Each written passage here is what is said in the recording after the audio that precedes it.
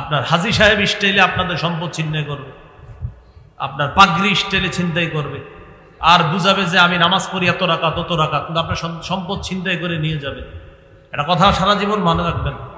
জালেমকে যদি জালেম না বলেন, জালেমের জুলুমকে যদি জুলুম না বলেন, আপনার পরবর্তী প্রজন্ম নিশ্চিত বিপদের মধ্যে ঠেলে দিচ্ছেন। এ কথা লিখে রাখেন সাদা কাগজে, সারা জীবন মনে রাখবেন। আল্লাহ তাআলা বলেছেন, ওয়ালা তারকানু ইলাল্লাযীনা যালামু, জালেমদের প্রতি ঝুঁকবা না, ফাতামাসসাকুমুন নার, আগুন তোমাদেরকে স্পর্শ করবে যদি জালেমের প্রতি ঝুঁকে যাও। সবাই বলেন, জালেম হব না, জুলুম করব না, জালেমের প্রতি ঝুঁকব না, জালেমের সহযোগী হব না। কটা কথা বললাম? বলেন, জালেম হব না, জুলুম করব না, জালেমের প্রতি ঝুঁকব না, জালেমের সহযোগী হব না। যদি জুলুম করি, বলেন যদি জুলুম করি, যদি জালেমের সহযোগিতা করি, আল্লাহর কোরআনের ঘোষণা, আগুন স্পর্শ করবে। তা চান আগুন স্পর্শ করুক? এই জন্য আল্লাহর কাছে ডেলি 2 রাকাত অতিরিক্ত নফল নামাজ পড়ে বলবেন, আল্লাহ মরার আগে বাংলাদেশে কোরআনের হুকুমত দেখে যেতে চাই। বলবেন, আল্লাহ ইসলামী হুকুমত মৃত্যুর আগে দেখে যেতে চাই, আপনি কবুল করেন। যেমন অনেকে অনেক দোয়া করতেন আর বলতেন, হুজুর না মনে হয় হবে না, হয়ে গেছে। ঠিক এরকম দোয়া করতে থাকবেন, আল্লাহ মরার আগে ইসলামী হুকুমত দেখে যেতে চাই, না আপনি মনে হবে না, না হবে না, হঠাৎ দেখবেন হয়ে গেছে। 20 বছর আগে দুনিয়াবাসী মনে করছে আফগানিস্তান, না না না হবে না, হয়েই গেল। হয়ে যাওয়ার পর গত 3 বছরে আফগানিস্তান সারা দুনিয়াবাসীর বুঝাইয়া দিছে, তোমাদেরকে গোনার টাইম নাই। কিসের টাইম নাই? অমুক দেশ কয় তাদেরকে স্বীকৃতি দিব না, আফগানিস্তান কয় তো সমস্যা কি, দিও না। অমুক দেশ কয় তোমাদের ওটা বন্ধ করে দিব, আফগানিস্তান কয় সমস্যা নেই। গত বছর সারা পৃথিবীতে মাঝে মাঝে আফগানিস্তানের মুদ্রার অবস্থান 3-3-এ এসে গেছে, 3-3। সারা দুনিয়া কি বলে? তোমারে সমর্থন করব না, তোমার পাশে থাকবো না, আল্লাহ থাকলে হবে। আল্লাহ কথাগুলা বুঝার তৌফিক দান করেন। তো বলছিলাম, ভাইয়ের সন্তান ভাতিজাকে আপনি এই নিয়তে লালন পালন করবেন না, তুই বড় হ, আস্তে আস্তে বড় হ, বড় হ, বড় হ, নিয়ত তোর আব্বার যে সম্পদ ভাতিজারে এগুলো আমার নিতে হবে, এই নিয়তে সন্তান ভাতিজাকে লালন পালন করবেন না। ইখলাসের সাথে লালন পালন করবেন, নবীর পাশাপাশি জান্নাতে যাবেন। মুসনাদে আহমদের বর্ণনা 1905 নম্বর হাদিস, قال رسول الله صلى الله عليه وسلم من ضم يتيما بين أبوين مسلمين حتى يستغني عنه وجبت له الجنة البتة। রাসূলুল্লাহ সাল্লাল্লাহু আলাইহি ওয়াসাল্লাম বলেন, কোন ব্যক্তি যদি এমন কোন এতিম লালন পালন করে যে এতিম তার মুসলিম বাবাকে হারিয়েছে, মুসলিম মাকে হারিয়েছে, কোন ব্যক্তি যদি এমন এতিমকে লালন পালন করে যে এতিম সন্তান তার মুসলিম বাবাকে হারিয়েছে, মুসলিম মাকে হারিয়েছে, আল্লাহ নবী বলেন কতদিন লালন পালন করবা? যতদিন সে সামর্থ্যবান না হয়, স্বাবলম্বী না হয়, ততদিন যদি তুমি এমন কোন এতিমকে লালন পালন করতে পারো, ওয়াজাবাত লাহুল জান্নাহ আলবাত্তাতা, নবী বলেন অবধারিতভাবে তার জন্য জান্নাত ওয়াজিব হয়ে যায়। মুসলিম বাবা মুসলিম মা হারিয়েছে একজন এতিম, আর এমন একজন এতিমের লালন পালন আপনি করলেন কতদিন? যতদিন সে চলতে না পারে, স্বাবলম্বী না হয়, বুঝতে না শিখে, ততদিন আপনি লালন পালন করছেন শুধু রবকে খুশি করার জন্য। রাসূলুল্লাহ সাল্লাল্লাহু আলাইহি সাল্লাম বলেন তার জন্য অবধারিতভাবে জান্নাত ওয়াজিব। মনে থাকবে তো কথাগুলো ইনশাআল্লাহ। এই গেল মানব সেবার 1 নাম্বার খাতের আলোচনা। ওলামা হযরত ছাড়া অন্যরা বলেন 2 নাম্বার খাত কি ছিল? মাশাআল্লাহ, বিধবাদেরকে সহায়তা প্রদান করা। কারে সহায়তা প্রদান করা? বিধবা। এরা মন দিয়ে হলে কেন ইউটিউবাররা? কারণ এরা তো মার্ক করে রাখবে যে কোন অংশটা কাইটা দিতে হবে, এই জন্য মন দিয়ে এরা বয়ান শোনে। এই জন্য আপনার কিছু কিছু জায়গা কাইটা কাইটা দিতে হবে, তো তাই মন দিয়া শোনে। আপনারা একটু মন দিয়া শুনেন। 2 নাম্বার, বিধবাকে সহায়তা প্রদান করা। বন্যা পরবর্তীতে এমন অসংখ্য নারী পাওয়া গিয়েছে, আরো যাবে, যে নারী তার স্বামী হারিয়েছে, আবার অনেক পুরুষ তার স্ত্রীকে হারিয়েছে। আমরা আল্লাহর কাছে আশাবাদী, যে পুরুষ তার বিবিকে হারিয়েছে তিনি ইনশাল্লাহ অচিরে ঘুরে দাঁড়াবে। আমরা আল্লাহর কাছে এটা আশাবাদী, পুরুষ হিসাবে তিনি কষ্ট করে চেষ্টা করে আবার ঘুরে দাঁড়াবে ইনশাআল্লাহ। কিন্তু একজন নারী এতটা সহজ না, তিনি আবার ঘুরে দাঁড়াতে পারেন, কারণ তিনি দুর্বল। তিনি একজন পুরুষের মতো সক্ষমতা রাখেন না। এই জন্য একজন বিধবা নারী, তাকে সহায়তা প্রদান করা, তার যথাযথ সম্মান মর্যাদা রেখে রক্ষা করে তাকে সহায়তা প্রদান করা, এটা আমার আপনার আমাদের সকলের দায়িত্ব, কর্তব্য। আল্লাহর রাস্তায় জিহাদ করার ফজিলত কম না অনেক বেশি? সারা রাত তাহাজ্জুদ করার ফজিলত কম না বেশি? সারাদিন নফল রোজা অবিরত রাখার ফজিলত কম না অনেক বেশি? কয়টা ফজিলতের কথা বললাম? 3টা। জিহাদের ফজিলত, সারা রাত নামাজ পড়ার ফজিলত, সারাদিন রোজা রাখার ফজিলত। এবার হাদিস শোনেন, সহিহ বুখারীর বর্ণনা, 5353 নম্বর হাদিস, 5353, 5353। قال رسول الله صلى الله عليه وسلم الساعي على الأرملة والمسكين كالمجاهد في سبيل الله أو القائم الليل الصائم النهار। কোন ব্যক্তি যদি অসহায় বিধবা নারীকে সহায়তা প্রদান করার জন্য এগিয়ে যায়, মুজাহিদ আল্লাহর রাস্তায় জিহাদ করলে যে সওয়াব, তাহাজ্জুদ আদায়কারী সারা রাত তাহাজ্জুদ পড়লে যে সওয়াব, নফল সিয়াম পালনকারী সারাদিন নফল রোজা রাখলে যে সওয়াব, শুধু বিধবাকে সহায়তা প্রদান করলে আল্লাহ তার আমলনামায় সেই সওয়াব দিয়ে দেয়। জিহাদের সওয়াব, সারা রাত নফল নামাজের সওয়াব, সারাদিন নফল রোজা রাখার সওয়াব। এই জন্য ভানবাসী মানুষগুলোর মধ্যে যারা বিধবা, যথাযথ সম্মান মর্যাদা রেখে যারা কাজ করতেছে, আরো করবে, অব্যাহত থাকবে ইনশাল্লাহ। এখন শুকাইতেছে আস্তে আস্তে, এখন আরো অনেক কাজ এসে গেছে, আপনার বাড়ি করে দেওয়া, ঘর করে দেওয়া। আলহামদুলিল্লাহ, ওলামায়ে কেরাম যথাসাধ্যভাবে তারা সহ আমাদের দেশের সর্বস্তরের জনগণ একসাথে কাজ করতেছে, আলহামদুলিল্লাহ। আয়াত হাদিসকে সামনে রাখলে, আয়াত এবং হাদিসের মূল বিষয়বস্তু দ্বারায় একে অপরের পাশে দাঁড়ানো, একে অপরের সহযোগিতা করা, একজনের বিপদে অন্যরা সহযোগিতায় এগিয়ে আসা। এই আয়াত, এই হাদিস কেন আপনাদের সামনে পেশ করলাম?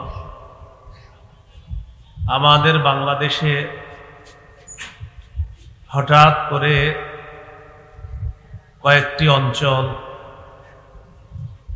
সম্পূর্ণ অপ্রস্তুতভাবে তাদের এলাকাগুলা বন্যার পানিতে গাছপালা, পশু পাখি, এমনকি শিশু বাচ্চা, নারী পুরুষ অনেকেই ডুবে গিয়েছে। এই পরিস্থিতিতে কোটিপতি ব্যবসায়ী নিঃস্ব হয়ে গেছে। অঢেল সম্পত্তির মালিক হঠাৎ নিঃস্ব, অসহায় হয়ে গেছে। এই মানুষগুলার পাশে সারা বাংলাদেশ থেকে যে যেভাবে পারতেছে, যার যার অবস্থান থেকে সবাই তাদের পাশে দাঁড়ানোর চেষ্টা করতেছে, চলতেছে, এবং এই চেষ্টা অব্যাহত থাকবে ইনশাআল্লাহ। আয়াত এবং হাদিসকে সামনে রাখলে আজকের আলোচনার বিষয়বস্তু দ্বারায়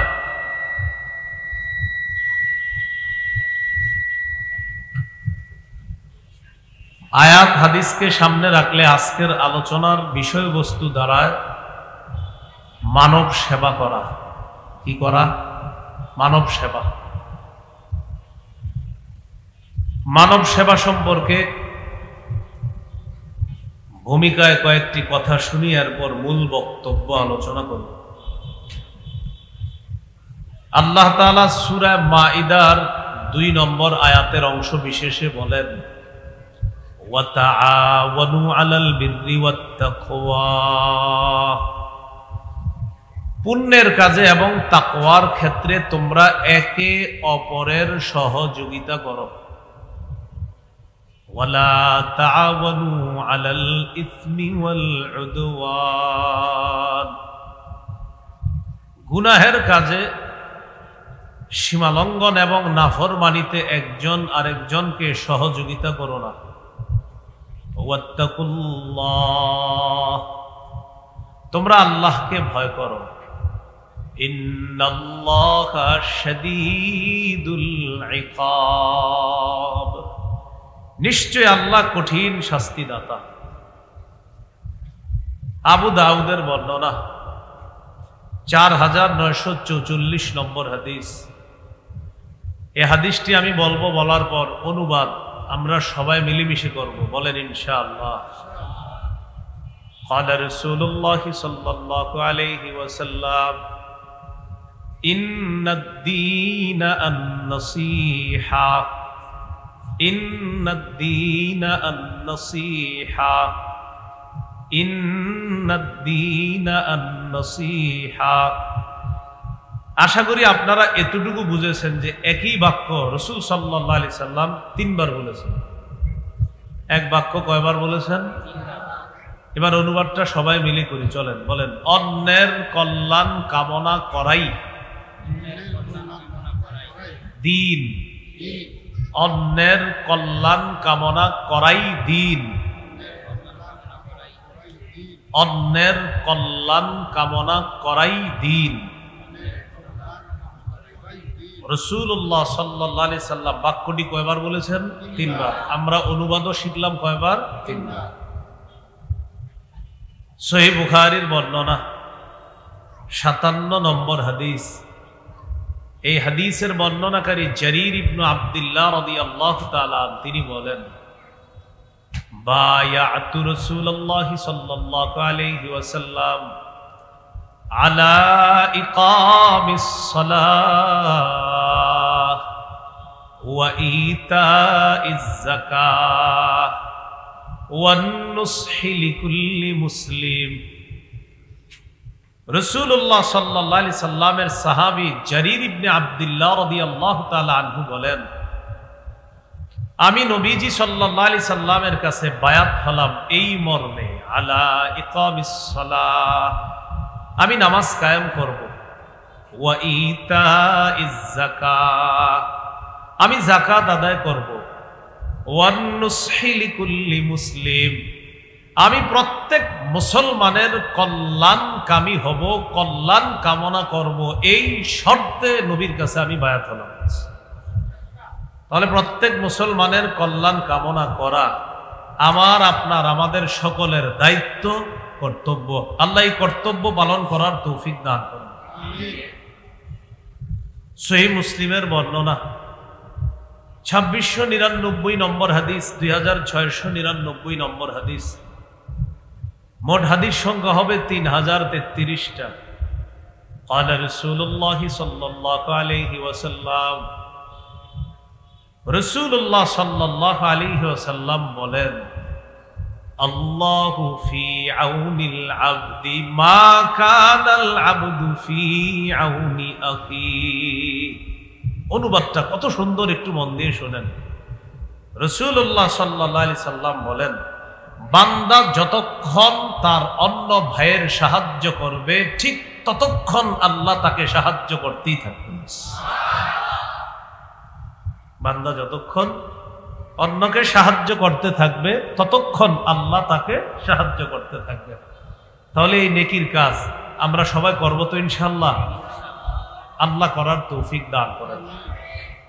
প্রশ্ন এসে যায়, আমার যদি সামর্থ্য না থাকে তাহলে আমি কি করব?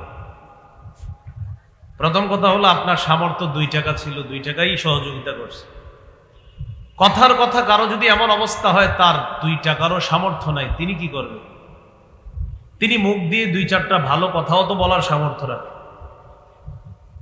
বন্যার্ত মানুষগুলোর জন্য আপনাদের এমন কারো কাছে যদি কেউ সাহায্যের জন্য আসে, ভাই বানভাসী মানুষগুলোর জন্য একটু সহযোগিতা করেন। যদি আপনি সহযোগিতা করতে না পারেন, তখন আপনি বলবেন, ভাই আমি তো পারলাম না। আপনি এক কাজ করেন, ওই জায়গায় যাবেন, যাওয়ার পরে তার কাছে একটু চান, আশা করি ভালো একটা অ্যামাউন্ট তার কাছ থেকে পেতে পারেন। এর মানে আপনি নিজে দিতে পারেন নাই, কিন্তু একজনের ব্যাপারে আপনি রাস্তা দেখায় দিছেন, সঠিক একটা জায়গা বলে দিছেন যে এখানে গেলে কিছু পাবেন ইনশাআল্লাহ। তাহলে মুখ দিয়ে আপনি শুধু রাস্তা দেখায় দিছেন, যেখানে গেলে সঠিকভাবে সেখান থেকে কিছু অনুদান পাওয়া যাবে, এই রাস্তা দেখায় দিছেন। হাদিসের ভাষ্য অনুযায়ী আপনি দান না করেও, আপনি কোনো অর্থ তাদেরকে সহযোগিতা না করেও, শুধুমাত্র রাস্তা দেখায় দেওয়ার কারণে তারা তার কাছে যাওয়ার পর যে সাহায্য সহযোগিতা পাবে, সেই সাহায্য সহযোগিতা করার কারণে তিনি যেই সওয়াব পাবেন, আপনি রাস্তা দেখায় দেওয়ার কারণেও সেই পরিমাণ সওয়াব পাবেন। কি শিখলাম? নিজে না পারলেও রাস্তা দেখায় দিব, বলেন ইনশাআল্লাহ।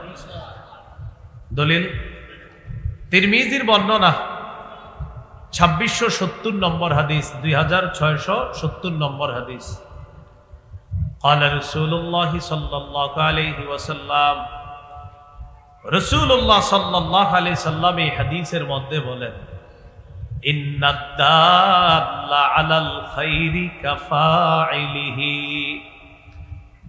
হাদিসের অনুবাদটা করার আগে পুরো হাদিসটা শুনে নিন। হাদিসের বর্ণনাকারী আনাস ইবনু মালিক রাদিয়াল্লাহু তাআলা তিনি বলেন, আন্না রাজুলান আতান নবী সাল্লাল্লাহু আলাইহি ওয়াসাল্লাম ইস্তাহমিলু। এক ব্যক্তি রাসূলুল্লাহ সাল্লাল্লাহু আলাইহি সাল্লামের কাছে আসলেন বাহন চাওয়ার জন্য।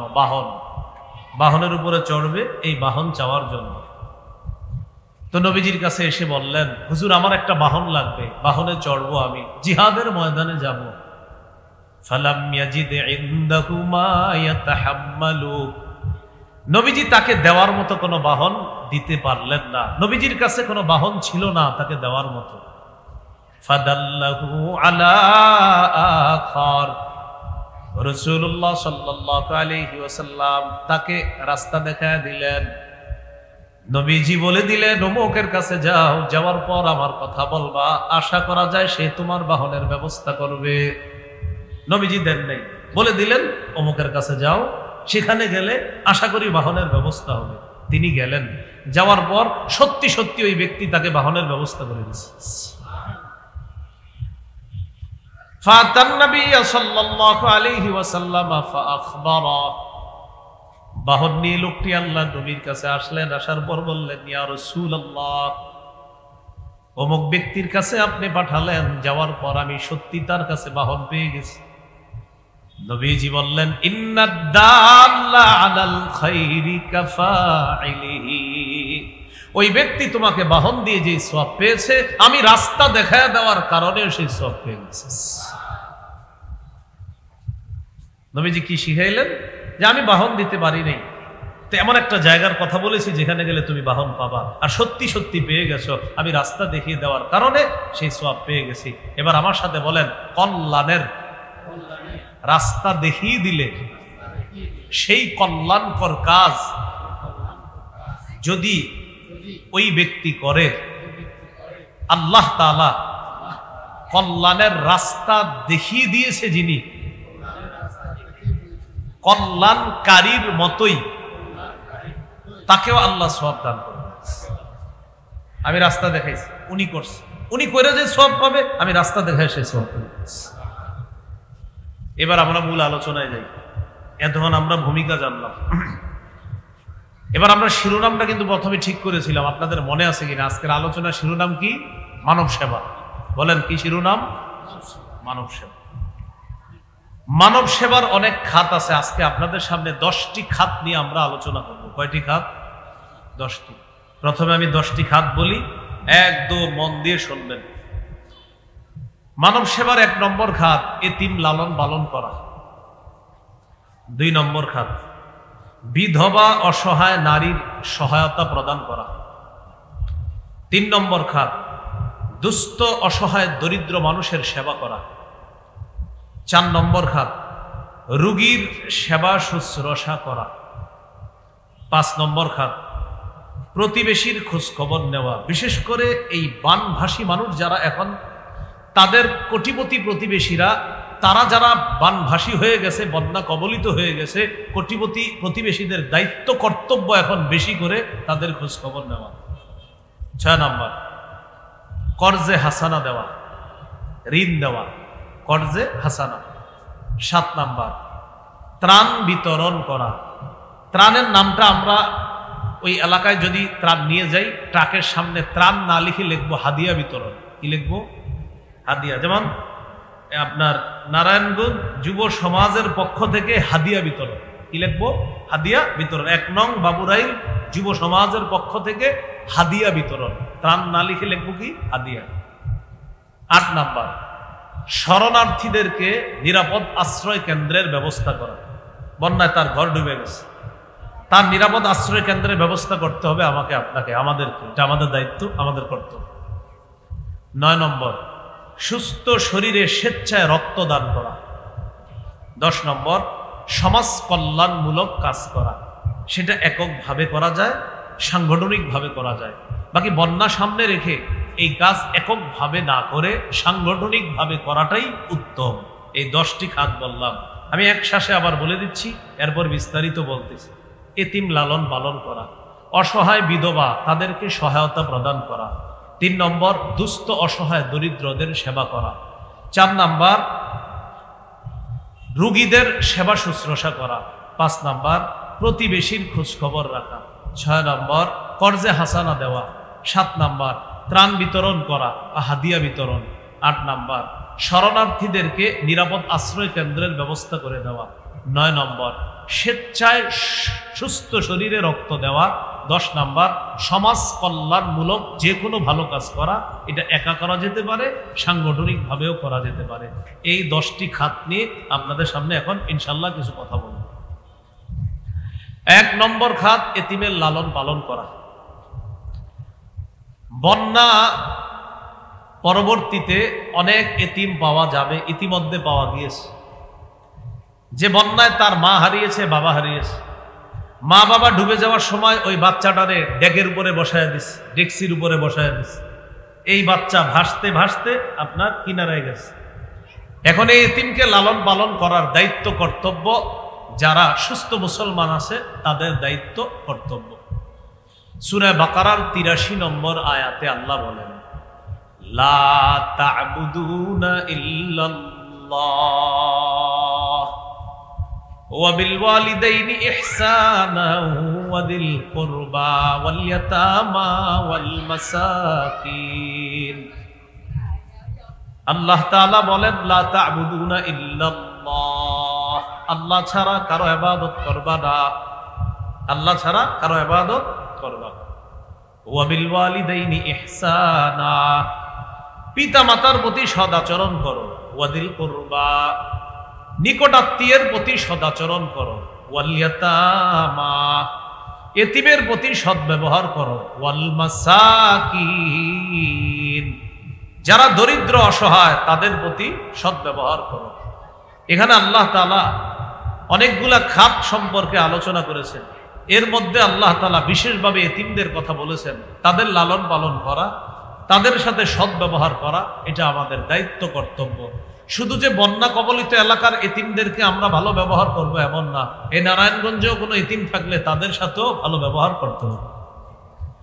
সূরা বাকারার ২১৫ নম্বর আয়াতে আল্লাহ বলেন, ইয়াসআলুনাকা মাযা ইউনফিকুন, নবী তারা আপনার কাছে জানতে চায় তারা কি খরচ করবে, কোন খাতে তারা খরচ করবে। কুল মা আনফাকতুম মিন খাইরিন ফালিল ওয়ালিদাইন ওয়াল আকরাবিনা ওয়াল ইয়াতামা ওয়াল মাসাকিনি ওয়া বিনিস সাবিল। সাহাবায়ে কেরাম আপনার কাছে জানতে চায় তারা কি খরচ করবে, কোন খাতে খরচ করবে। নবী আপনি বলেন, তোমরা যেই সমস্ত ভালো মালগুলা খরচ করো, এই মাল তোমরা খরচ করবা মা বাবার পিছনে। কার পিছনে? ওয়াল আকরাবিনা, নিকটাত্মীয়দের পিছনে। ওয়াল ইয়াতামা, এতিমদের পিছনে খরচ করবা। ওয়াল মাসাকিন, দুস্থ অসহায় দরিদ্রদের জন্য খরচ করবা।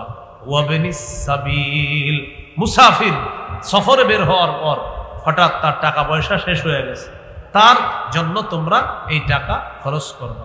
এই জায়গায় আল্লাহ তাআলা যাদের কথা বলছে, একজনও মরা না, সবাই জিন্দার। বলেন কাদের কথা বলছে? জীবিত। মা বাবার প্রতি টাকা পয়সা খরচ করতে বলছে কখন? জীবিত অবস্থায় তাদের প্রতি খরচ করতে হবে। তো সবগুলা জীবিত মানুষের কথা বলছে। আমাদের মাঝে অনেক সময় কি হয়, জীবিত মানুষের জন্য খরচ করি, অনেক সময় আমরা মৃত মানুষদেরকেও টাকা পয়সা দিয়ে আসি। কাজগুলা ঠিক না, এগুলা অন্যায়। মৃত মানুষের কবরের সামনে বসে একটা বাচ্চা ভিক্ষা করে, স্যার 10টা টাকা দেন, রুটি খাবো, কলা খাবো, দেয় না। ওই লোকটা মৃত মানুষের কবরে গিয়ে 10,000 টাকা দিয়ে আসে। 10,000 টাকা দিয়ে বের হওয়ার পর দেখে ওই বাচ্চাটা মারা গেছে, যে 10 টাকা চাইছিল চা বিস্কুট খাওয়ার জন্য। এখন ওই লোকটা 3-4 হাজার টাকা দেয় তার কাফন দাফনের ব্যবস্থা করার জন্য।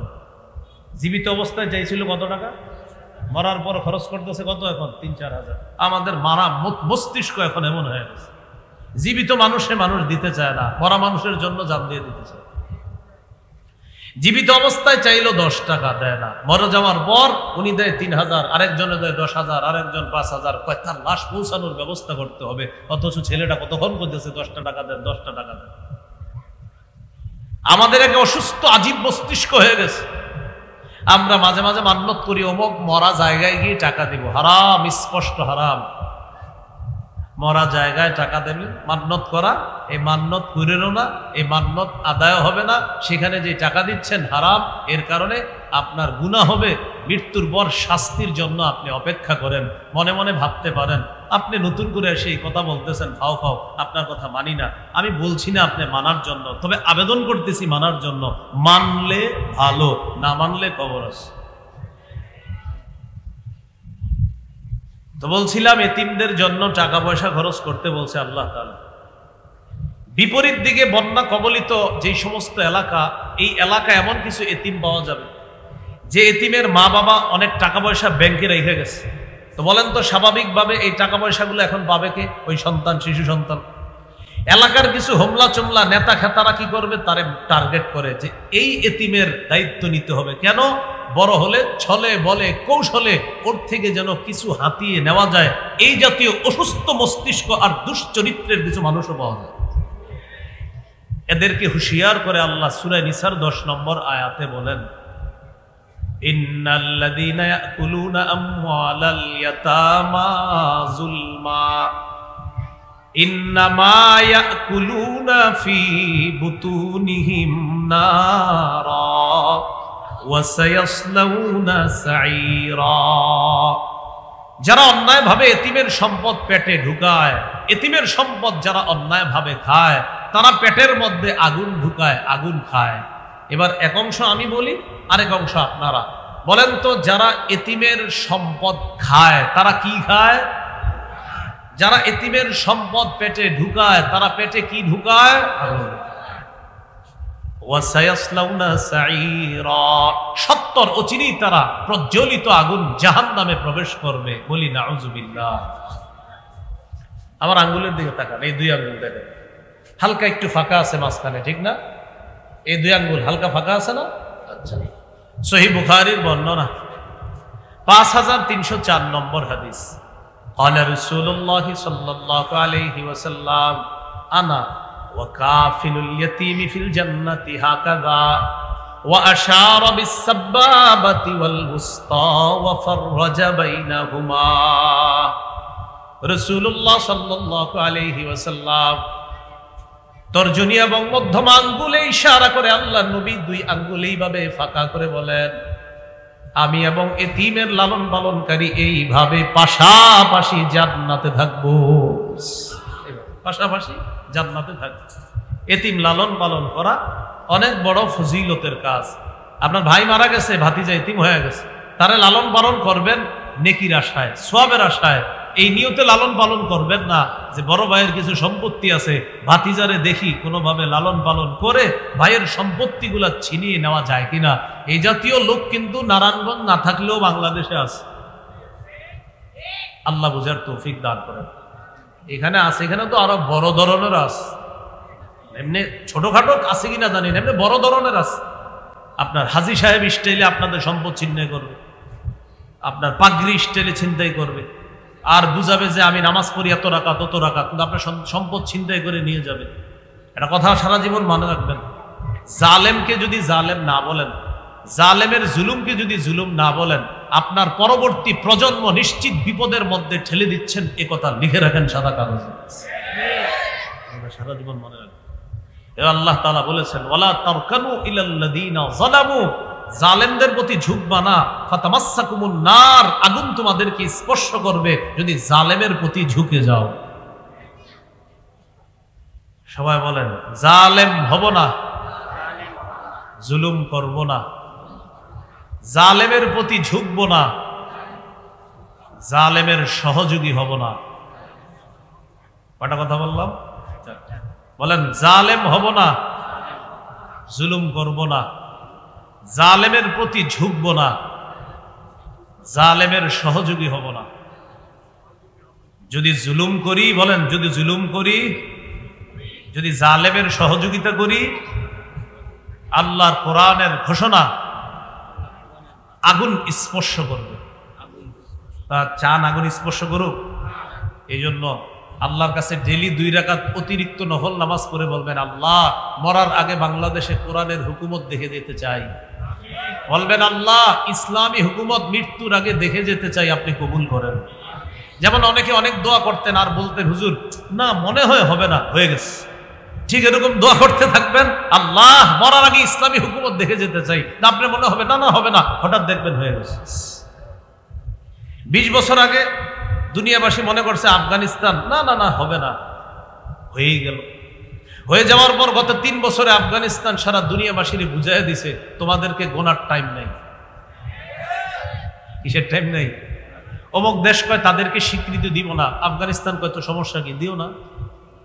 অমুক দেশ কয় তোমাদের ওটা বন্ধ করে দিব, আফগানিস্তান কয় সমস্যা নেই। গত বছর সারা পৃথিবীতে মাঝে মাঝে আফগানিস্তানের মুদ্রার অবস্থান 3-3-এ এসে গেছে, 3-3। সারা দুনিয়া কি বলে? তোমারে সমর্থন করব না, তোমার পাশে থাকবো না, আল্লাহ থাকলে হবে। আল্লাহ কথাগুলা বুঝার তৌফিক দান করেন।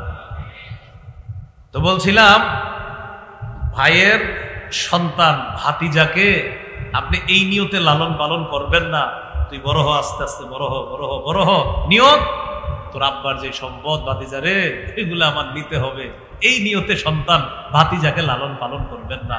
ইখলাসের সাথে লালন পালন করবেন, নবীর পাশাপাশি জান্নাতে যাবেন। মুসনাদে আহমদের বর্ণনা 1905 নম্বর হাদিস, قال رسول الله صلى الله عليه وسلم من ضم يتيما بين أبوين مسلمين حتى يستغني عنه وجبت له الجنة البتة। রাসূলুল্লাহ সাল্লাল্লাহু আলাইহি ওয়াসাল্লাম বলেন, কোন ব্যক্তি যদি এমন কোন এতিম লালন পালন করে যে এতিম তার মুসলিম বাবাকে হারিয়েছে, মুসলিম মাকে হারিয়েছে, কোন ব্যক্তি যদি এমন এতিমকে লালন পালন করে যে এতিম সন্তান তার মুসলিম বাবাকে হারিয়েছে, মুসলিম মাকে হারিয়েছে, আল্লাহ নবী বলেন কতদিন লালন পালন করবা? যতদিন সে সামর্থ্যবান না হয়, স্বাবলম্বী না হয়, ততদিন যদি তুমি এমন কোন এতিমকে লালন পালন করতে পারো, ওয়াজাবাত লাহুল জান্নাহ আলবাত্তাতা, নবী বলেন অবধারিতভাবে তার জন্য জান্নাত ওয়াজিব হয়ে যায়। মুসলিম বাবা মুসলিম মা হারিয়েছে একজন এতিম, আর এমন একজন এতিমের লালন পালন আপনি করলেন কতদিন? যতদিন সে চলতে না পারে, স্বাবলম্বী না হয়, বুঝতে না শিখে, ততদিন আপনি লালন পালন করছেন শুধু রবকে খুশি করার জন্য। রাসূলুল্লাহ সাল্লাল্লাহু আলাইহি সাল্লাম বলেন তার জন্য অবধারিতভাবে জান্নাত ওয়াজিব। মনে থাকবে তো কথাগুলো ইনশাআল্লাহ। এই গেল মানব সেবার 1 নাম্বার খাতের আলোচনা। ওলামা হযরত ছাড়া অন্যরা বলেন 2 নাম্বার খাত কি ছিল? মাশাআল্লাহ, বিধবাদেরকে সহায়তা প্রদান করা। কারে সহায়তা প্রদান করা? বিধবা। এরা মন দিয়ে হলে কেন ইউটিউবাররা, কারণ এরা তো মার্ক করে রাখবে যে কোন অংশটা কাইটা দিতে হইবে, এই জন্য মন দিয়ে এরা বয়ান শোনে। এই জন্য আপনার কিছু কিছু জায়গা কাইটা কাইটা দিতে হবে, তো তাই মন দিয়া শোনে। আপনারা একটু মন দিয়া শুনেন। 2 নাম্বার বিধবাকে সহায়তা প্রদান করা। বন্যা পরবর্তীতে এমন অসংখ্য নারী পাওয়া গিয়েছে, আরো যাবে, যে নারী তার স্বামী হারিয়েছে, আবার অনেক পুরুষ তার স্ত্রীকে হারিয়েছে। আমরা আল্লাহর কাছে আশাবাদী, যে পুরুষ তার বিবিকে হারিয়েছে তিনি ইনশাল্লাহ অচিরে ঘুরে দাঁড়াবে। আমরা আল্লাহর কাছে এটা আশাবাদী, পুরুষ হিসাবে তিনি কষ্ট করে চেষ্টা করে আবার ঘুরে দাঁড়াবে ইনশাআল্লাহ। কিন্তু একজন নারী এতটা সহজ না তিনি আবার ঘুরে দাঁড়াতে পারেন, কারণ তিনি দুর্বল।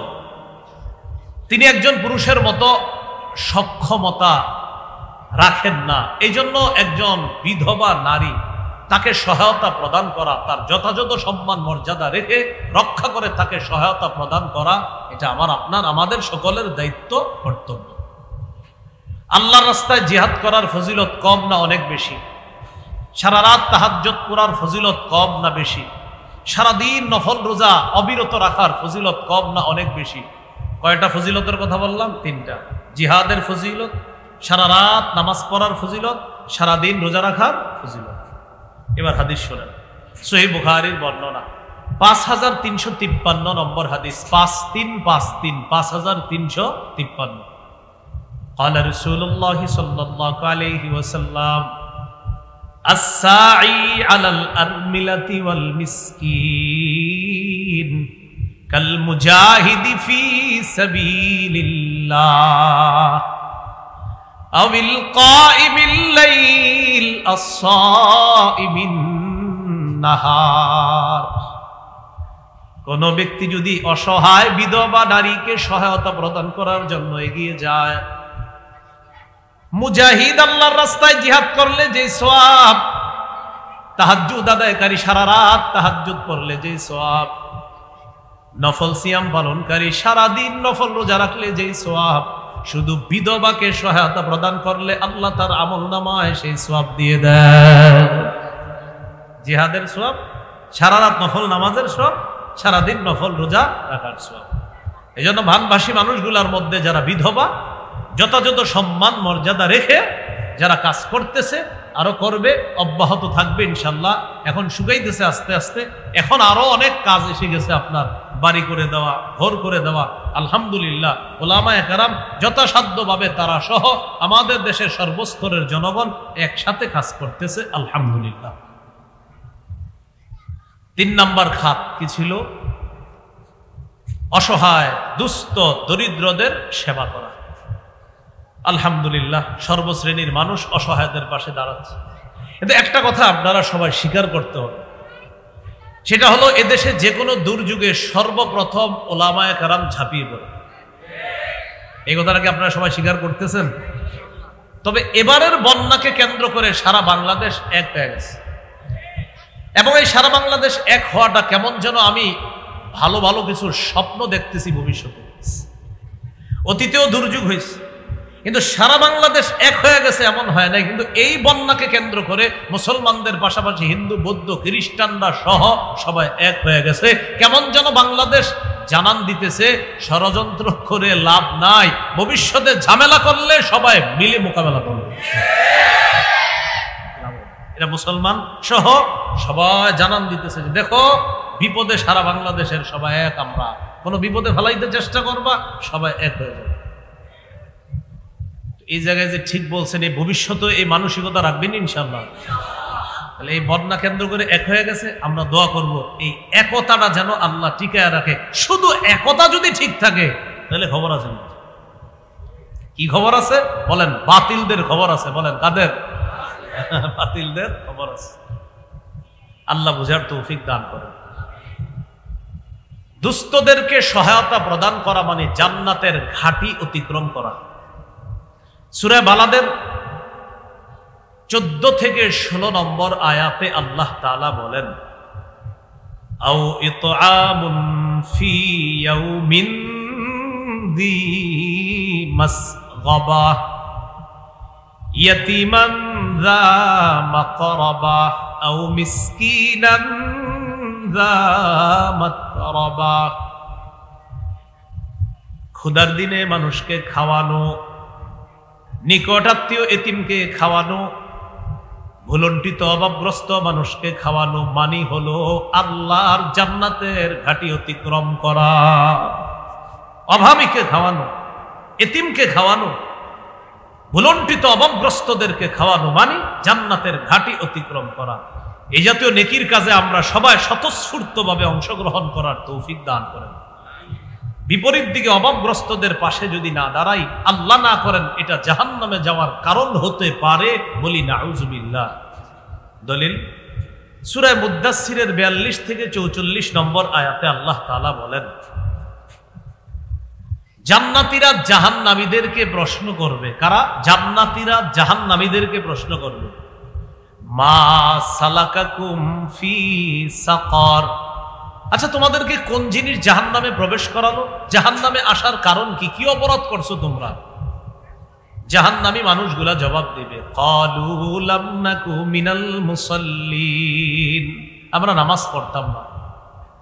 ওয়া লাম নাকু নুতইমুল মিসকিন, অসহায় ক্ষুধার্ত মানুষদেরকে আমরা খাওয়াইতাম না, দুস্থ মানুষদেরকে খাওয়াতাম না। সহিহ বুখারীর বর্ণনা 12 নম্বর হাদিস, আন্না রাজুলান সাআলান নাবিয়্য সাল্লাল্লাহু আলাইহি ওয়াসাল্লাম আইয়ুল ইসলামি খায়রুন ইয়া রাসূলুল্লাহ। এক ব্যক্তি রাসূলুল্লাহ সাল্লাল্লাহু আলাইহি সাল্লামকে জিজ্ঞাসা করলেন, ইসলামের কোন রীতিনীতি সবচেয়ে উত্তম?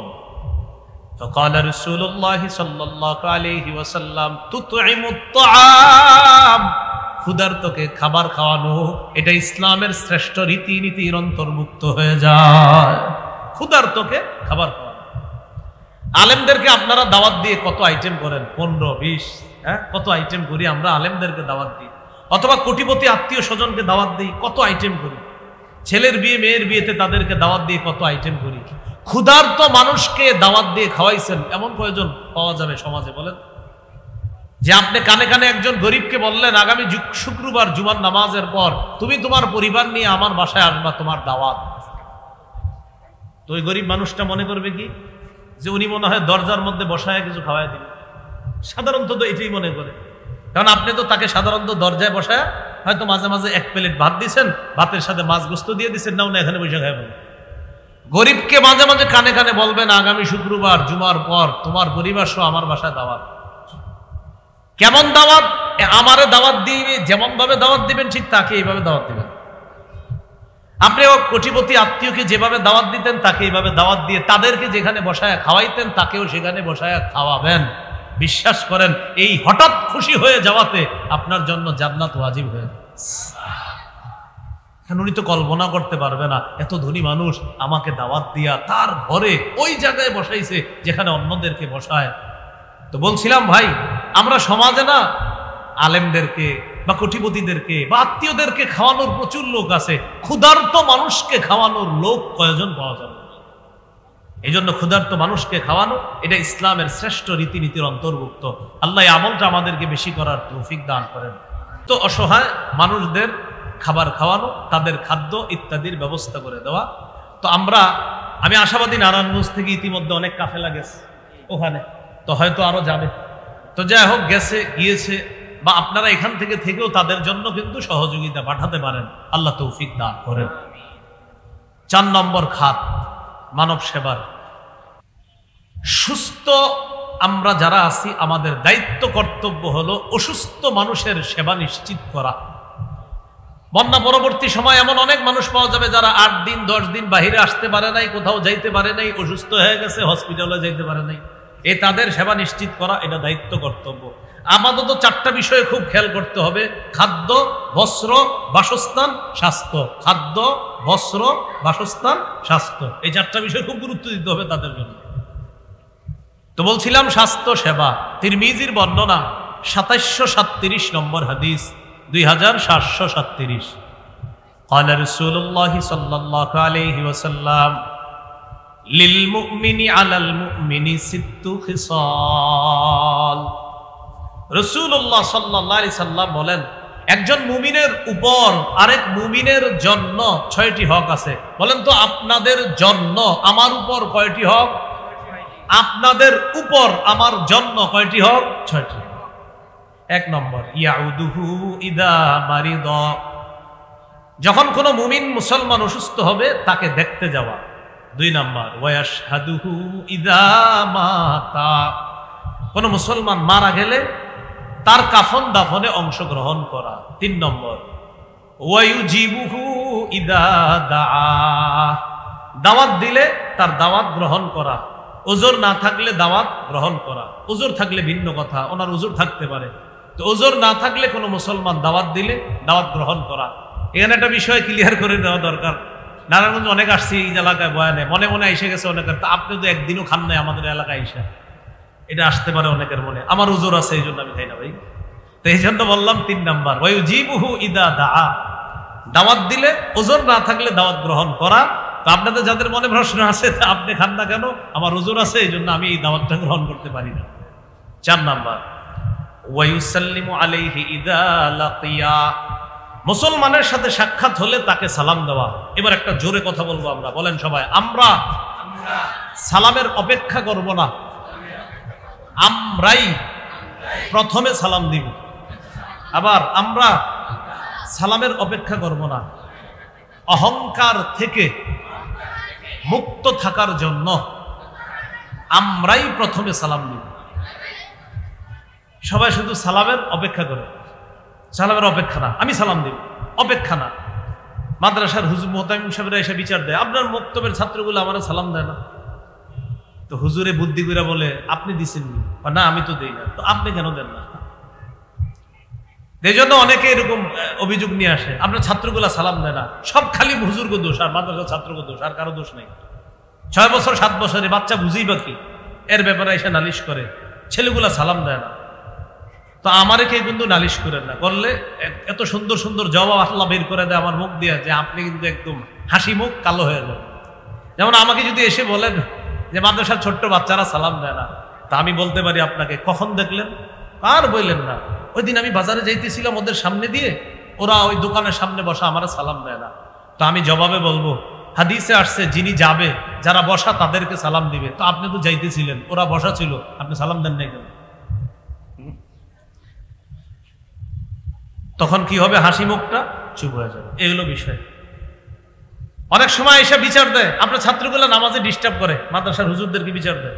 তো ছোট মানুষ 6-7 বছর বয়স, ওরা একটু দুষ্টামি করতেই পারে। আমার কাছে কেউ বললে আমি বলি, আপনি দেখলেন কিভাবে ও যে দুষ্টামি করে নামাজে? আর বললেন না, সামনের কাতার ওই কোনায় দুষ্টামি করতেছে, তো আপনি এইখানে মনে করেন। আমি তখন আমাদের মাদ্রাসায় হেদায়েতুন নাহু জামাতে পড়ি মিরপুরে। এক ভাই সত্যি সত্যি মুসলিম বাজার মসজিদ, বিশাল বড় মসজিদ, এক ছাত্রের ব্যাপারে উনি চিল্লাচিল্লি শুরু করছে, এই ছেলেটা ডিস্টার্ব করে। তো উনি যেখানে দাঁড়াইছে আর ছাত্রটা দুষ্টামি করছে ওই কোনায়। এখন নামাজে বলেন উনি এখান থেকে ওই কোনায় কিভাবে দেখছেন? উনি এইখানে, ছাত্র দুষ্টামি করছে ওই কোনায়, তাও কোনো আওয়াজের দুষ্টামি না যে আওয়াজ হয়েছে এই জন্য হয়তো কান গেছে, আওয়াজ না, হয়তো ওখানে হাত এরকম এরকম করছে, কিছু একটা করছে। তো উনি বলতেছে খালি ডিস্টার্ব করে। আমি বললাম ঠিক আছে, আপনি দেখলেন কিভাবে? ও যে দুষ্টামিটা করলো এটা দেখলেন কিভাবে? ওর অপরাধ আপনি দেখলেন কিভাবে? হাসি মুখ কালো হয়ে যায়। এজন্য আমি আপনাদেরকে বলছি, সালাম আমরাই আগে দিব, অহংকার থেকে মুক্ত থাকার জন্য। বলেন ইনশাআল্লাহ। হাদিসে আসছে আল বাদি বিস সালাম বারিউম মিনাল কিব, অহংকার থেকে ওই ব্যক্তি নিরাপদ যে প্রথম সালাম দেয়। 4 নাম্বার ওয়ায়ুসাল্লিমু আলাইহি ইদা লাকিয়া, সাক্ষাৎ হলে সালাম দেয়। 5 নাম্বার ওয়ায়ুশাম্মিতুহু ইদা আতাসা, হাঁচি দেওয়ার পর মুসলমান বলবে আলহামদুলিল্লাহ, আপনি জবাবে বলবেন ইয়ারহামুকাল্লাহ। হাঁচি দেওয়ার পর উনি বলবে আলহামদুলিল্লাহ, আপনি বলবেন ইয়ারহামুকাল্লাহ। 6 নাম্বার ওয়ানসাহু লাহু ইদা গাবা আও শাহিদা, মুসলমান আপনার সামনে থাক অথবা পিছনে থাক, সদা সর্বদা তার কল্যাণ কামনা করা, এটা আপনার দায়িত্ব, কর্তব্য। এই 6টার মধ্যে 1 নাম্বার অসুস্থ হলে তার সেবা শুশ্রূষা করা, তাকে দেখতে যাওয়া। এই আমলটা আমরা সবাই করব ইনশাআল্লাহ। সহিহ বুখারীর বর্ণনা 5373 নম্বর হাদিস। এই হাদিসে 3টি হুকুম দিছে রাসূলুল্লাহ সাল্লাল্লাহু আলাইহি ওয়াসাল্লাম। قال رسول الله صلى الله عليه وسلم أطعموا الجائع وعودوا المريض وفكوا العانية। রাসূলুল্লাহ সাল্লাল্লাহু আলাইহি সাল্লাম বলেন, তোমরা ক্ষুধার্ত ব্যক্তিকে খাওয়াও, ওয়াউদুল মারিদ, অসুস্থ ব্যক্তির সেবা শুশ্রূষা করো। 3 নম্বর ওয়াফুকুল আনিয়া, যারা নিরপরাধ তাদেরকে জেলখানা থেকে ছুটানোর ব্যবস্থা করো। যারা নিরপরাধ, এমন মানুষ পাবেন জেলে আপনি, ও 15 বছর 12 বছর জেলে, জিজ্ঞেস করবেন কেন, ও বলবে আমি নিজেও জানি না। এই কথার কথা যদি এই দেশে থাকে, খোঁজ নিয়ে দেখেন আপনি, যদি থাকে, এরকম থাকলে আপনি বলবেন বুখারীতে আসছে রাসূল সাল্লাল্লাহু আলাইহি সাল্লাম বলেন নিরপরাধ মানুষকে ছুটানোর ব্যবস্থা করো। এটা হলো রাসূল সাল্লাল্লাহু আলাইহি সাল্লামের দিক নির্দেশনা। জান্নাতের ফল বাগানের ফল কারা কারা খাইতেছে? আমি খাইতেছি, বলেন ইনশাআল্লাহ। রাসূলুল্লাহ সাল্লাল্লাহু আলাইহি সাল্লাম কি বলে দেখেন, সহিহ মুসলিম 2568 নম্বর হাদিস, 2568। قال رسول الله صلى الله عليه وسلم من عاد مريضا لم يزل في غرفة الجنة حتى يرجع। কোন মুসলমান যদি অন্য কোন মুসলমানকে দেখতে যায়, রোগীর সেবা শুশ্রূষা করতে যায়, আল্লাহ নবী বলেন ওই ব্যক্তি ফিরে আসার আগ পর্যন্ত জান্নাতের ফল বাগানের মধ্যে ফল আহরণ করে বেড়ায়। রোগী দেখতে গেছেন তো দেখা আসার আগ পর্যন্ত কেমন যেন জান্নাতের ফল বাগানে ছিলেন, এর মানে নবী বুঝাই আমল করলে মরার পর জান্নাতের ফল বাগানে ফল আহরণ করতে থাকে। এখন মানুষ রোগী দেখতে যায় না, 2 কেজি মালটা নেওয়া লাগবে, এই জন্য রোগী দেখতে যায় না। আপনি মালটা নেওয়া লাগবে না, এমনি দেখতে যান, গিয়ে একটু বললেন আল্লাহ তোমারে সুস্থ করুক, আল্লাহ তোমারে ভালো রাখুক, এতটুকু তো বলতে পারবেন। এইটুকু করে আল্লাহ কথাগুলো আমল করার তৌফিক দান করেন। কিয়ামতের ময়দানে আল্লাহ তাআলা বলবেন আমি অসুস্থ, তুমি আমারে দেখতে আসো নাই। আল্লাহ বলবে কিয়ামতের মাঠে। সহিহ মুসলিমের 2569 নম্বর হাদিস। এই হাদিসের মধ্যে আছে قال رسول الله صلى الله عليه وسلم يقول الله يوم القيامة يا ابن آدم مرضت فلم تعدني। আল্লাহ তাআলা বলবেন হে আদম সন্তান, আমি অসুস্থ হলাম, তুমি আমাকে দেখতে আসো নাই, আমার সেবা শুশ্রূষা করো নাই। কে বলবে? বলেন কে বলবে? আবার কে বলবে? বান্দা বলবে কাইফা আউদুকা ওয়া আনতা রাব্বুল আলামিন। আল্লাহ আপনি না বিশ্ব জগতের রব, আপনি কি অসুস্থ হননি? আপনি তো বিশ্ব জগতের রব, আপনি তো অসুস্থ হন না, আপনাকে আবার কি সেবা শুশ্রূষা করব? আল্লাহ তাআলা বলবেন আমা আলিমতা আন্না আবদি ফুলানান মারিদা ফালাম তাউদহু। তুমি কি জানতে না আমার অমুক বান্দা অসুস্থ হয়েছে, তুমি তাকে সেবা শুশ্রূষা করো নাই, তাকে দেখতে যাও নাই, তুমি জানো না এই কথা, তুমি কেন গেলা না? আমা আলিমতা আন্নাকা লাউ উত্তাহু লাওয়াজাদতানি ইনদা। তুমি যদি অসুস্থ ব্যক্তিকে দেখতে যাইতা, তার সেবা শুশ্রূষা করতা, তার জন্য যদি দোয়া করতা, সেখানে গিয়ে 2-4টা দোয়া করে যদি তুমি চলে আসতা, সেখানে ওই রোগীর কাছে আমি আল্লাহকে তুমি পেয়ে যাইতা। তাহলে ভাই রোগী আল্লাহ তাআলা বলবে আমি অসুস্থ হয়েছি, তুমি দেখতে আসো নাই। উদ্দেশ্য হলো আমার বান্দা অসুস্থ হয়েছে, তুমি দেখতে যাও। কথাগুলার গুরুত্ব অনুধাবন করার তৌফিক দান করেন। কয় নাম্বার গেল? 4 নাম্বার। মানব সেবার 5 নম্বর খাত প্রতিবেশীর খোঁজ খবর রাখা।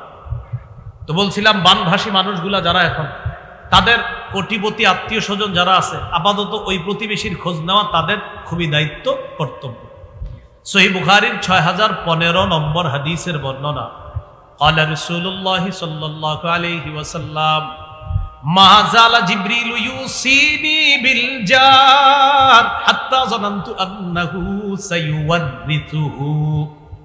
নবীজি বলেন জিবরিল আমিন আমাকে প্রতিবেশীর হক আদায় করতে এত বেশি বলছে, এত বেশি বলছে, এত বেশি বলছে।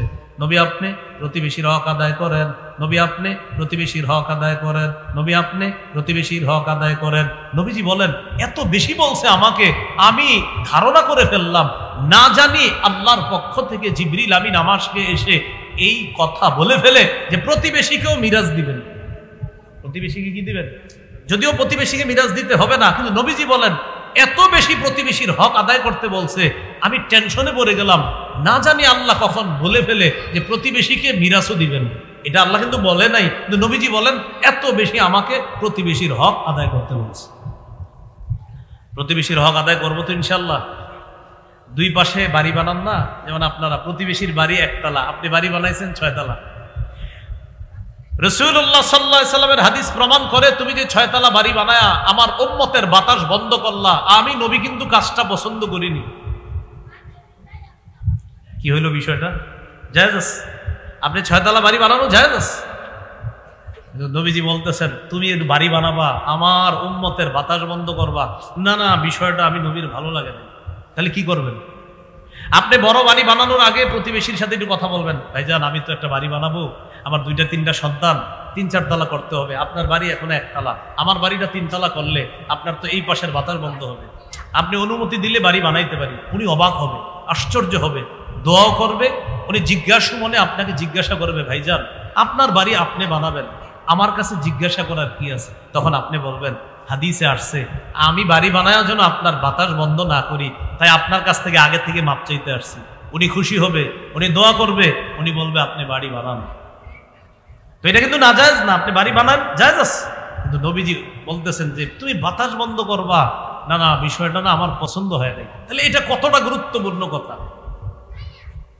আল্লাহ আমাদেরকে বোঝার তৌফিক দান করেন। প্রতিবেশী সম্পর্কে আমার লম্বা একটা আলোচনা আছে, যারা এই জায়গায় আমার বয়ান দেখেন শুনেন, এই আলোচনাটা একটু সার্চ দিয়ে শুনে নেবেন বা এদের কাছেও পাইবেন। এই আলোচনা প্রতিবেশী সম্পর্কেই লম্বা একটা আলোচনা আছে, আলোচনাটা ইনশাল্লাহ একটু মন দিয়ে দেখে নিন, যেমন আমরা মূল আলোচনায় চলে যাই। রাসূলুল্লাহ সাল্লাল্লাহু আলাইহি সাল্লাম বলেন প্রতিবেশী সম্পর্কে আমাকে এত বেশি বলছে, আমি ভেবে ফেললাম, ধারণা করে ফেললাম, না জানি প্রতিবেশীকে উত্তরাধিকার বানায় দেয়। প্রতিবেশীর হক আমরা যেন আদায় করতে পারি, আল্লাহ তৌফিক দান করেন। সহিহ মুসলিমের 46 নম্বর হাদিস, এই হাদিসের অনুবাদটা আমি আপনাদেরকে সাথে নিয়ে করব, বলেন ইনশাআল্লাহ। ক্বালা রাসূলুল্লাহ সাল্লাল্লাহু আলাইহি ওয়াসাল্লাম ওয়াল্লাহি লা ইউমিনু, একবার ওয়াল্লাহি লা ইউমিনু, দুইবার ওয়াল্লাহি লা ইউমিনু, একই বাক্য কয়বার? 3 বার। বলেন আল্লাহর কসম সে মুমিন না, আল্লাহর কসম সে মুমিন না, আল্লাহর কসম সে মুমিন না। কয়বার বলছে নবীজি সাল্লাল্লাহু আলাইহি ওয়াসাল্লাম কথাটা? সাহাবীরা প্রশ্ন করলেন কিলা মান ইয়া রাসূলুল্লাহ, হুজুর সে কে যে মুমিন নয়? فقال رسول الله صلى الله عليه وسلم الذي لا يأمن جاره بوائقا, যে ব্যক্তির অনিষ্টতা থেকে তার প্রতিবেশী নিরাপদ নয় সে মুমিন নয়, সে মুমিন নয়, সে মুমিন নয় যার অনিষ্টতা থেকে তার প্রতিবেশী নিরাপদ নয়। নবীজি বলেন আল্লাহর কসম সে মুমিন নয়, সে মুমিন নয়, সে মুমিন। সিলসিলাতুস সহিহা একটা হাদিসের কিতাব, এই কিতাবের 146-149 নম্বর হাদিস, এই হাদিসের মধ্যে আছে قال رسول الله صلى الله عليه وسلم ليس المؤمن الذي يشبع وجاره جائع إلى جنبه। রাসূলুল্লাহ সাল্লাল্লাহু আলাইহি সাল্লাম বলেন ওই ব্যক্তি ইমানদার নয় যে উদর পূর্ণ করে খায়, পেট ভরে খায়, কিন্তু তার প্রতিবেশী ক্ষুধার্ত থাকে, সে মুমিন না। নবীজি বুঝাইতে চায় আমার একজন উম্মত না খেয়ে আছে আর তুমি পেট ভরে খাইলা, এটা কেমন কাজ করলা তুমি? নবীজি বলেন কোন উম্মত তুমি পেট ভরে খাইলা আর পেট ভরপূর্ণ করলা, আমার উম্মতটা 2 দিন না খেয়ে আছে, তুমি একবারও খোঁজ খবর নিলা না, আর তুমি কেমন ইমানদার? নবী বলেন সে মুমিন না যে পেট ভরে খায় আর তার পার্শ্ববর্তী ইমানদার ক্ষুধার্ত থাকে। ভাই একটু খোঁজ খবর নিয়েন সবার।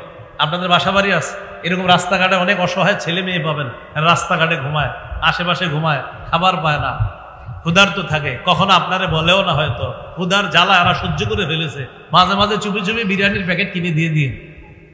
বলেন ইনশাআল্লাহ, আল্লাহ আমল করার তৌফিক দান করেন। 6 নম্বর গেল। 5 নম্বর মানব সেবার 6 নম্বর খাত কর্জে হাসানা দেওয়া। অনেক মানুষ নিঃস্ব হয়ে গেছে। ফেনীর একজন 8 কোটি টাকার মাছের ঘের শেষ। কয় কোটি? 8 কোটি, বাস বেচারা সব শেষ। তো এটা তো তারটা আমরা জানছি দিকে বললাম, আরো তো অনেক মানুষ আছে। আপনার দোকান ডুবছে, এরপরে আপনার 2 তলা মার্কেট ডুবে গেছে। তো এই মার্কেটে কত মানুষের দোকান, কোটি কোটি টাকা লস খেয়ে গেছে। এখন তাদের আত্মীয় স্বজনের মধ্যে যারা কোটিপতি, তারা চাইলে তাদেরকে কর্জে হাসানা দিতে পারে, এই বলে যে তুমি আবার ঘুরে দাঁড়াতে পারবা যখন, তখন টাকাগুলো পরিশোধ করবা ইনশাআল্লাহ। কর্জে হাসানা দিলে এটা আবার ফেরত পাবে, কিন্তু সদকা করলে কিন্তু ফেরত পায় না, ঠিক না? ইবনে মাজাহ 2430 নম্বর হাদিস, রাসূলুল্লাহ সাল্লাল্লাহু আলাইহি সাল্লাম বলেন মা মিন মুসলিমিন ইউকরিজু মুসলিমান কারজান মাররাতাইন ইল্লা কানা কা সাদাকাতিহা মাররাতান। কোন মুসলমান যদি অন্য কোন মুসলমানকে 2 বার কর্জে হাসানা দেয়, যেই কর্জে হাসানাটা সে আবার ফেরত পাবে, এই দুইবার কর্জে হাসানা দেওয়ার কারণে আল্লাহ তাকে একবার সদকা না করেও সদকার সওয়াব দিয়ে দিবেন। আপনি কিন্তু সদকা করেন নাই, দিচ্ছেন কর্জ, এটার সওয়াব সদকার হিসাবে আল্লাহ আপনাকে দিবেন। এগুলো কর্জে হাসানা। 7 নম্বর, ত্রাণ বিতরণ বা হাদিয়া বিতরণ করা। এটা আলহামদুলিল্লাহ চলতেছে। সহিহ মুসলিমের বর্ণনা 2699 নম্বর হাদিস, খুতবায় যে হাদিসটা পড়ছে, قال رسول الله صلى الله عليه وسلم من نفس عن مؤمن كربة من كرب الدنيا, কোন ব্যক্তি যদি কোন মুমিনের দুঃখানি দূর করে, বলেন কোন মুমিন কোন মুমিনের কি দূর করে? ভাই সবাই মন দিয়া মোহাম্মদের সাথে বলি, কি দূর করে? কোন দুনিয়াবি পেরেশানি দূর করে। কয়টা? একটা। বলেন কয়টা পেরেশানি? নাফাসাল্লাহু আনহু কুরবাতাম মিন কুরাবি ইয়াউমিল কিয়ামাহ, আল্লাহ তাআলা কিয়ামতের ময়দানে তার কঠিন একটা পেরেশানি দূর করে। আবু দাউদের বর্ণনা 4946 নম্বর হাদিস, قال رسول الله صلى الله عليه وسلم من يسر على معسر يسره الله عليه, কেউ যদি অভাবগ্রস্ত কঠিন বিপদগ্রস্ত কোনো মানুষকে সহজ করে দেয়, তার পাশে দাঁড়ায়। আপনি একজনের ঋণ দিয়েছেন, ঘটনাচক্রে যারা ঋণ দিয়েছেন উনি বন্যার মধ্যে পড়ে গেছে, এখন এই বন্যার পরে ঋণ আদায় করার কথা, আপনি তো গত 10 দিন এর খবরই পান নাই। এখন আপনি বলেন তো মানুষ হিসাবে কি তার কাছ থেকে এখন ঋণ চাওয়াটা ঠিক হবে? বরং তাকে বলা, ভাইজান আমি বুঝতেছি আপনি বিপদে আছেন, আপনি ইনশাল্লাহ আবার ঘুরে দাঁড়ান, ব্যবসাটা আবার চালু করেন, কন্টিনিউ করেন, 5-6 মাস পরে আমার টাকাটা দিয়ে দিয়েন।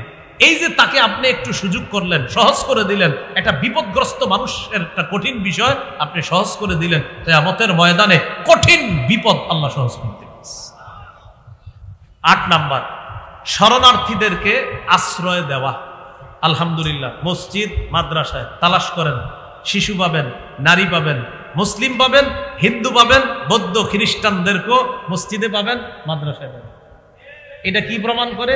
ইসলাম যদি রাষ্ট্র ধর্ম হয়ে যায়, আর রাষ্ট্রে যদি ইসলাম কায়েম হয়ে যায়, মুসলমানও শান্তিতে থাকবে, অন্য ধর্মের মানুষও শান্তিতে থাকবে।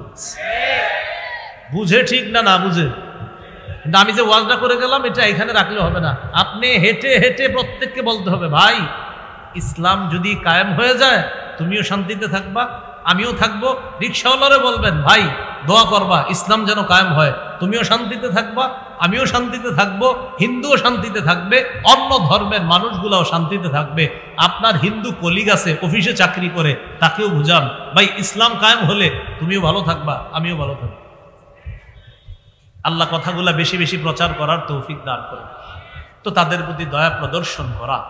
আবু দাউদের 4941 নম্বর হাদিস, قال رسول الله صلى الله عليه وسلم ارحموا من في الارض يرحمكم من في السماء, দুনিয়াবাসীর প্রতি দয়া করো, আসমান ওয়ালা তোমাদের প্রতি দয়া করবে। সহিহ বুখারীর 7273 নম্বর হাদিস, قال رسول الله صلى الله عليه وسلم لا يرحم الله من لا يرحم الناس, যে মানুষের প্রতি দয়া করে না আল্লাহ তার প্রতি দয়া করে না। আমরা বেশি থেকে বেশি তাদের প্রতি অনুগ্রহ যেন প্রদর্শন করতে পারি, আল্লাহ তৌফিক দান করেন। 9 নম্বর খাত, স্বেচ্ছায় সুস্থ শরীরে রক্ত দেওয়া। একজন মানুষকে যদি আপনি রক্ত দেওয়ার কারণে তার জীবন বেঁচে যায়, সারা দুনিয়ার মানুষকে বাঁচানোর সওয়াব পাবেন। সূরা মাইদার 32 নম্বর আয়াত, মান আহইয়াহা ফাকান্নামা আহইয়ান নাসা জামিআ, কেউ যদি একজন নিরপরাধ মানুষের জীবন বাঁচায়, আল্লাহ তাআলা তার জন্য কোরআনে ঘোষণা করেন, কেউ যদি একটা মানুষের জীবন বাঁচায় কেমন যেন সে সারা পৃথিবীর মানুষের জীবন বাঁচায়। বিপরীত দিকে কেউ যদি একটা নিরপরাধ মানুষকে হত্যা করে, ফাকান্নামা কাতালান নাসা জামিআ, সে কেমন যেন সারা পৃথিবীর মানুষকে হত্যা করে। হত্যা নৃশংসতা থেকে আমাদের এই দেশ দেশের মানুষকে আল্লাহ হেফাজত করেন। 10 নম্বর, সমাজ কল্যাণমূলক কাজ করা। এটা এলাকা মাশাআল্লাহ এই যে সামাজিক যুব সমাজ যারা, এরা শুধু মাহফিলি করে না, এরা সমাজের অন্য অন্য অনেক কাজ করে, ভালো ভালো কাজ। তো এই কাজগুলা বর্তমানে তাদের পাশেও এটা করা যায়। এটা সাংগঠনিকভাবে হতে পারে, একাও হতে পারে। বলছিলাম বর্তমানে সাংগঠনিকভাবে করা এটাই উত্তম। এর সবচেয়ে শ্রেষ্ঠ দৃষ্টান্ত হলো 25 বছর বয়সে মুহাম্মদুর রাসূলুল্লাহ সাল্লাল্লাহু আলাইহি সাল্লাম 25 বছর বয়স থেকেই রাসূল সাল্লাল্লাহু আলাইহি সাল্লাম মানবিক যে সমস্ত কাজগুলো আছে, মানবতার সেবা, অসহায় মানুষদের পাশে দাঁড়ানো, বিধবাদের পাশে দাঁড়ানো, যারা ক্ষুধার্ত তাদের পাশে দাঁড়ানো, যারা বোঝা বহন করতে পারে না তাদের বোঝা বহন করা, যাদের পোশাক নাই তাদের পোশাকের ব্যবস্থা করে দেওয়া, আমাদের নবী নবুয়তের প্রকাশ ঘটানোর আগে থেকেই এই সামাজিক কাজগুলা আল্লাহ রাসূল করতেন। সেই ধারাবাহিকতায় এখনো আমরা করছি, করব। যতদিন আমরা হায়াতে থাকব, মুসলমান কখনো আমরা কারো অশান্তি কামনা করব না। আমরা সবার শান্তি কামনা করে আল্লাহকে বলবো, আল্লাহ আমাদের এই দেশটা যেন পরিপূর্ণ শান্তিতে চলে আসে, এই জন্য এই দেশে আপনি ইসলামী হুকুমত চালু করেন। আল্লাহ তাআলা আমাদের সকলেরই মনের নেক বাসনাগুলা যেন পূরণ করেন। সুবহানাল্লাহি ওয়া বিহামদিহি, সুবহানাকাল্লাহুম্মা ওয়া বিহামদিকা, আশহাদু আল্লা ইলাহা ইল্লা আনতা, আস্তাগফিরুকা ওয়া আতুবু ইলাইক। আমিন ওয়া আখিরু দাওয়ানা আলহামদুলিল্লাহি রাব্বিল আলামিন। ও মিম্বরের আমানত যাদের লাগবে গাড়ি থেকে সংগ্রহ করে নেবেন। সংকলন করা মিম্বরের আমানত, এটা আপনারা অনলাইন থেকেও সংগ্রহ করতে পারেন, আর এখানে ওরা গাড়িতে নিয়ে এসেছে, এখান থেকেও সংগ্রহ করতে পারেন। প্রথম খণ্ড সন্তানের 64টি অধিকার, প্রথম খণ্ডটা নিজেও পড়বেন, স্ত্রীকে হাদিয়া দিবেন। দ্বিতীয় খণ্ড শিরিক, বেদাত, কুফর, তাওহীদ, এই খণ্ডটাও সবার জন্য খুবই কার্যকরী একটা কিতাব। তৃতীয় খণ্ড হালাল হারাম সুদ সম্পর্কে লম্বা আলোচনা। চতুর্থ খণ্ড স্বামীর 24টি অধিকার, স্ত্রীর 19টি অধিকার, জামাই বউ দুজন পুরো মুখস্থ করে ফেলবেন চতুর্থ খণ্ডটা। পঞ্চম খণ্ড লা ইলাহা ইল্লাল্লাহর ব্যাখ্যা। ষষ্ঠ খণ্ড নামাজ সম্পর্কে আলোচনা। আপনাদের কারো সামর্থ্য থাকলে 6 খণ্ডই তাদের থেকে নিয়ে নিতে পারেন, ভালো হয়। আর যদি মনে করেন ভেঙে ভেঙে নেবেন, তাও তারা ভেঙে ভেঙে দেয়। আর এখান থেকে না নিতে পারলে ওদের থেকে ঠিকানা রেখে দিবেন, অনলাইনে কিভাবে জানি আনতে পারে, আপনার বাসায় এনে কিতাব পৌঁছায় দিবে। তো যাই হোক, আপনাদের যাদের লাগবে এই মিম্বরের আমানত কিতাবটা, এটা আপনারা নিজেরা যারা নিবেন এই নিয়তে নিয়েন না যে সুকেসে সাজায় রাখবেন, মেহরবানি করে পড়ার নিয়তে আপনারা এটা ক্রয় করতে পারেন। আল্লাহ আমাদের সকলকে আজকের এই মাহফিল থেকে আমরা যা শিখলাম, শুনলাম, জানলাম, আমল করার তৌফিক দান।